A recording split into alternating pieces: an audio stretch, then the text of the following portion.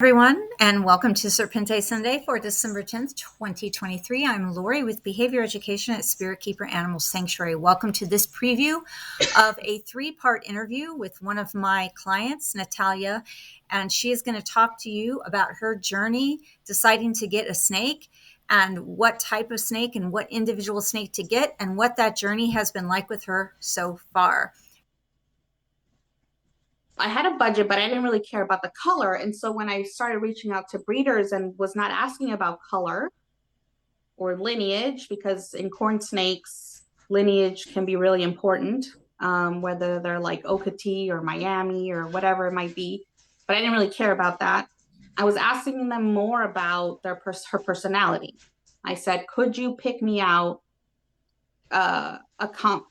like what you think would be the most confident and curious snake that you have, knowing that she was going to come, or they, because I didn't know I was going to get a boy or girl at that point, but that they would be in an active household and kind of put into the middle of all the activity.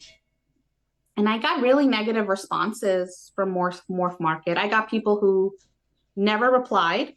And these were people or breeders who had good reviews on Morph Market.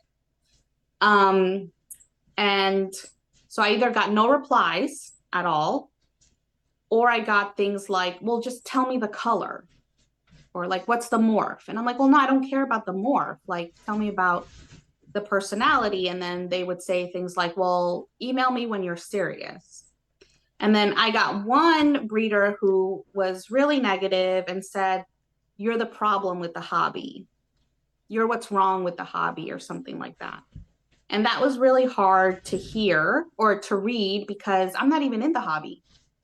And I've just spent the last year researching, reading all the papers I can read, learning about their natural environment, learning about their behavior, learning about their training, learning what to do as a new keeper, what are the pitfalls, what to look out for. And here I'm being told I'm the problem. So it was really hard to hear. And I pretty early on, so from that moment, pretty early on, before I even had an animal, I realized the reptile community could be really toxic. And that was a little off-putting. And I kind of took a step back of like, oh, do I want to do this? But then you rescued me. We spoke in a Patreon meeting. And I told you what happened. And you were like, I have breeders that work with me. And you gave me their contact info. And that, I think, really changed things around for me. Talking to breeders who did know how to communicate about the animal's temperament and personality and general characteristics other than morph, and really understanding that these were going to be family pets and that they were not going to go into breeding programs. They were going to come to a family to be a family member.